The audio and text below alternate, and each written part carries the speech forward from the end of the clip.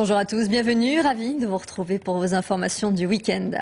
L'abbé Laguérie, prêtre traditionnaliste, très contesté, est installé depuis le début du mois de juillet à Migné-aux-Anses, près de Poitiers. Il aurait déjà commencé à célébrer des messes en latin chez lui, dans une petite chapelle aménagée. Dans la commune, certains s'inquiètent de cette nouvelle installation et craignent des perturbations. Reportage Patricia Perrin, Julien Delage. En quelques semaines, la résidence de la Rivardière à Migné-aux-Anses est devenue un des lieux les plus énigmatiques de l'agglomération poitevine. Début juillet, l'abbé Laguérie pose ses valises dans ses 1950 mètres carrés de locaux. Le prêtre traditionnaliste a une réputation sulfureuse, on le dit extrémiste. Les habitants de la commune et le premier magistrat s'interrogent. Est-ce qu'il va y avoir propagande? Est-ce qu'il y a déjà des offices qui sont donnés? Où, quand, comment? Ça peut être intéressant que moi, au moins, je puisse donner des réponses aux concitoyens qui se posent des questions. L'arrivée du chef de file de l'Institut du Bon Pasteur interroge donc plus qu'elle n'inquiète dans un premier temps. Pour l'instant, l'abbé Laguérie n'est pas missionné par l'archevêché. Il n'exerce donc dans aucune paroisse. Comme tout prêtre, il peut célébrer là où il réside. Mais il y a une différence entre le fait de célébrer dans son lieu de résidence et puis le fait de célébrer dans une église paroissiale. Et donc pour célébrer dans une église paroissiale, il faut avoir une mission.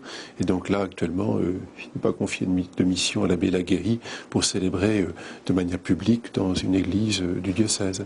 À Poitiers, cette arrivée ne semble pas non plus émouvoir les catholiques pratiquants. Beaucoup ignoraient jusqu'à l'existence de cet abbé très énigmatique. Il y a des gens qui ont cette sensibilité-là et qui aiment cette liturgie-là, et c'est normal qu'ils puissent avoir la messe en latin. Oui, ça me gêne absolument pas. Depuis quelques semaines, l'abbé Laguérie célébrerait déjà des messes dans une petite chapelle aménagée chez lui à Migné-aux-Anses. Pour l'instant, seule une poignée de fidèles y aurait assisté. Un début avant peut-être d'accueillir les traditionalistes de tout le Grand Ouest. Et pour en parler, nous recevons ce midi l'abbé Laguérie. C'est la première fois que vous vous exprimez publiquement. Bonjour. Exactement, bonjour à tous. Que comptez-vous faire précisément à Migné-aux-Anses? Écoutez, d'abord me loger. Comme dit Monseigneur Winser, je suis arrivé là parce qu'on m'a proposé cette maison et que j'étais SDF depuis 2 ans. Donc je me loge. Comme l'a dit également Monseigneur Winser, avec lesquels j'entretiens les meilleures relations, il est un homme très affable, très courtois et je le remercie. Eh bien, je suis prêtre aussi et je peux célébrer dans cette chapelle que j'ai aménagée, qui est encore modeste. J'y invite d'ailleurs les fidèles que ça intéresse, le dimanche 25 septembre à 10h30, parce que c'est là que je commencerai à dire des messes, j'allais dire non pas publiques, mais où les fidèles qui veulent, selon le motu proprio y assister, ils n'ont qu'à pousser la porte. Donc je les accueillerai et je leur offrirai même un petit kir après la messe. Donc je les invite. Alors oui, il y a donc cette première grande messe.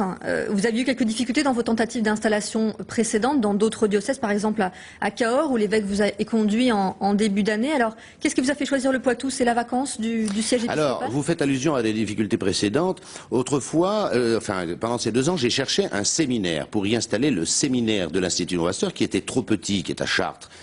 Donc, effectivement, je comprends les rumeurs qui, ayant trouvé une maison, indiquent que ce serait le séminaire. Ça, je dément totalement. Il n'est pas question d'y mettre des séminaristes. C'est la maison centrale du Bon Pasteur, dans le Super Général, qui s'installe là. Vous avez toutefois une superficie majeure. Voilà. On parle de 1900 mètres carrés. Donc c'est très grand. J'ai pas choisi. J'aurais pris plus petit, mais on m'a offert, on m'a logé gratuitement. Je pense également, en plus des messes et des offices qui s'y déroulent, parce qu'il y a une petite communauté, je pense y prêcher des retraites spirituelles. Mais de 5 jours pour des laïcs, pas par des prêtres, non. Donc il y aura une petite communauté, j'ai un secrétaire prêtre, j'ai 2 ou 3 frères, un diacre, et donc là nous accueillerons des retraitants qui passeront 3-4 jours pour prier, tout simplement. Alors vous n'avez pas été appelé par le diocèse, aucune mission ne vous a été confiée, on l'a dit. Est-ce que vous espérez en obtenir une du prochain évêque?